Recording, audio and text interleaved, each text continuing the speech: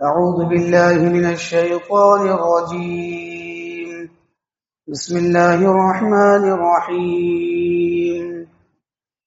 وإن كان رجل يورث كلالة أو امرأة وله أخ أو أخت فلكل واحد منهما السدس، فإن كانوا أكثر من ذلك فهم شركاء في الثلث من بعد وصية يوصى بها أو دين غير مضار، وصية من الله والله عليم حليم. صدق اللہ العظیم. ترجمہ: اور اگر کوئی میت جس کی میراث دوسروں کو ملے گی، خواہ وہ میت مرد ہو یا عورت، ایسا ہو جس کے نہ باپ دادا ہو نہ بیٹے پوتے، اور اس کے ایک بھائی یا ایک بہن ہو، تو ان دونوں میں سے ہر ایک کو چھٹا حصہ ملے گا، اور اگر یہ لوگ اس سے زیادہ ہوں تو وہ سب تہائی میں شریک ہوں گے وصیت نکالنے کے بعد، جس کی وصیت کر دی جائے، یا دین یعنی قرض کے بعد، بشرطے کہ کسی کو ضرر نہ پہنچائے.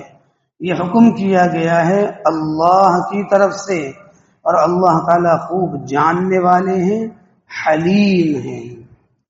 تفسیر و تشریح. آج سورہ نساء کی آیت نمبر 12 کا دوسرا حصہ تلاوت کیا گیا. اس سے اوپر اولاد، والدین اور زوجین یعنی میاں بیوی کے میراث کے حصوں کا بیان ہو چکا. اب آیت کے اس حصے میں ایسے شخص کی میراث کا حال بیان فرمایا جاتا ہے جس کے وارثوں میں نہ باپ دادا ہو نہ اولاد بیٹے پوتے ہوں، صرف اس کے ماں، شریک بھائی یا بہن ہو، یعنی وہ کلالہ ہو. کلالہ فقہ کی اصطلاح میں اور ایسے مرد یا عورت کو کہا جاتا ہے جس کے نہ اصول ہوں یعنی باپ دادا، اور نہ فروع ہوں جیسے بیٹے پوتے. چنانچہ ارشاد ہوتا ہے: اور اگر کوئی میت جس کے میراث دوسروں کو ملے گی، خواہ میت مرد ہو یا عورت، ایسا ہو جس کے نہ اصول ہو یعنی ماں باپ یعنی باپ دادا وغیرہ، اور نہ فروع ہو یعنی اولاد بیٹے، اور اس میت سے ایک ماں شریک بھائی یا ایک ماں شریک بہن ہو، تو ان دونوں میں سے ہر ایک کو چھٹا حصہ ملے گا. الغرض یہاں کلالہ کے میراث بیان کی گئے جس کے وارثوں میں نہ باپ دادا ہو نہ اولاد پوتے وغیرہ، صرف اس کے ماں شریک بھائی بہن ہو. اب یہاں آیت کی تشریح سمجھنے کے لیے جاننا چاہیے کہ بھائی اور بہن 3 طرح کے ہوتے ہیں. ایک سگے جن کے ماں باپ دونوں ایک ہوں یعنی حقیقی بھائی بہن.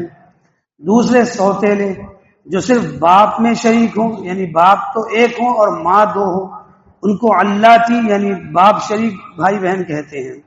اور تیسرے سوتیلے کہ جن کی ماں تو ایک ہو اور باپ 2 ہوں، ان کو اخیافی یعنی ماں شریک بھائی بہن کہتے ہیں. تو اس جگہ آخری قسم یعنی اخیافی یا ماں شریک بھائی بہن کا حصہ بتلایا گیا، اور حقیقی بھائی بہن اور باپ شریک بھائی بہن کے حصے کا بیان اس صورت کے اخیر میں فرمایا گیا. الحاصل یہاں بتلایا گیا کہ اگر کوئی شخص ایسا مرد یا عورت وفات پا جائے کہ جس کے نہ ماں باپ ہوں نہ دادا اور نہ اولاد ہوں نہ اولاد کی اولاد، اور اس نے صرف ایک بھائی یا ایک بہن ماں شریک چھوڑے ہوں، تو ان میں سے اگر صرف بھائی ہیں تو اس کو چھٹا حصہ ملے گا، اور اگر صرف بہن ہے تو اس کو چھٹا حصہ ملے گا. اور اگر ایک سے زیادہ ماں شریک بھائی بہن ہو، مثلا 2 ہو یا 3 ہو یا اور زائد ہو، تو یہ سب مرنے والے کے تہائی حصے میں برابر کے شریک ہوں گے، اور بقیہ میراث دوسرے ورثاء کو ملے گی اگر موجود ہو. اگر کوئی بھی نہ ہو تو پھر انہی کو دے دی جائے گی. وارثوں کے جس قدر حصے اب تک بیان کیے گئے، یہ سب حصے بعد ادائے وصیت کے جو میت نے کی ہے اور بعد ادائے قرض وارثوں کو دیے جائیں گے. اور با اجماع امت ترکے میں جو پہلا حق متعلق ہوتا ہے وہ میت کے تجہیز و تکفین اور تدفین ہے.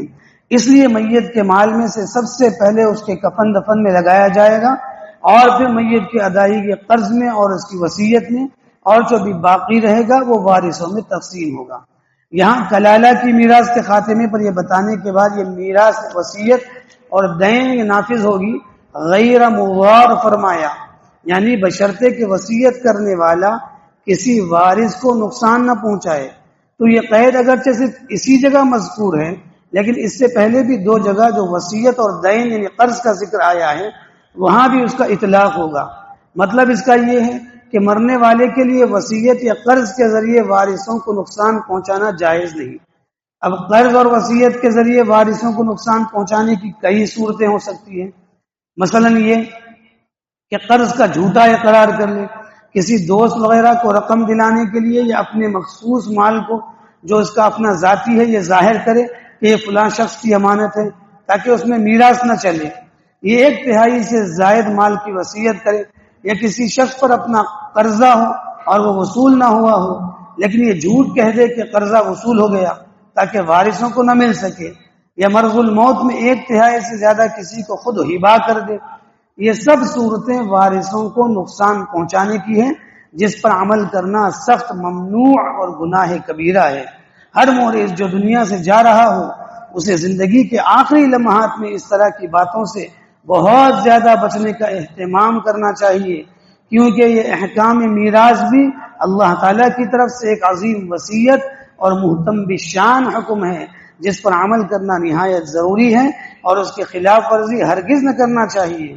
اخیر میں واللہ علیم حلیم فرما کر یہ بتلا دیا گیا اور مزید تنبیہ فرما دی گئی کہ اللہ تعالیٰ سب جانتے ہیں، جو احکام مذکورہ پر عمل کرے گا اس کا اجر پائے گا اور جو خلاف ورزی کرے گا اس کی یہ بدکرداری بھی اللہ تعالیٰ کے علم میں آئے گی جس کی وجہ سے اسے سزا بھگتنی ہوگی۔ ہاں یہ ہو سکتا ہے کہ اللہ تعالیٰ خلاف ورزی کرنے والوں کو دنیا میں فوراً سزا نہ دیں، اس لیے کہ وہ حلیم یعنی بردبار برداشت کرنے والے ہیں، لہذا خلاف ورزی کرنے والوں کو یہ دھوکے میں نہ رہنا چاہیے کہ میں بچ گیا۔ میراث کے تقسیم کے مسائل وہ احکام جو علم الفرائض کہلاتے ہیں ضرورت پڑنے پر تفصیل سے صورتحال کسی معتبر عالم دین یا مفتی صاحب سے بیان کر کے معلوم کیے جا سکتے ہیں۔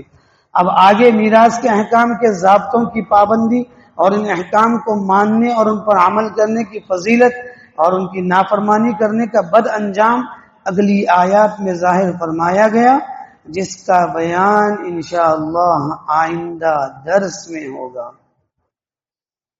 دعا کیجیے حق تعالی جل شانہ ہم کو جملہ قرآنی احکام کا اتباع نصیب فرمائیں، خصوصاً میراث و ترکے کے احکام کی پوری پابندی نصیب فرمائیں۔ یا اللہ ہم کو اس دنیا میں اپنے اور اپنے بندوں کے حقوق کی ادائیگی کے ساتھ زندہ رکھنا اور مرنے سے پہلے اس بار عظیم سے ہم کو سبکدوش ہونا نصیب فرما۔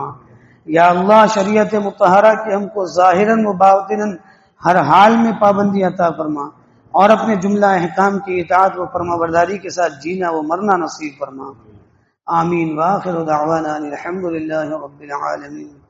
سبحان اللہ وبحمدہ سبحانک اللہم وبحمدک نشہد ان لا الہ الا انت نستغفرک ونتوب الیک۔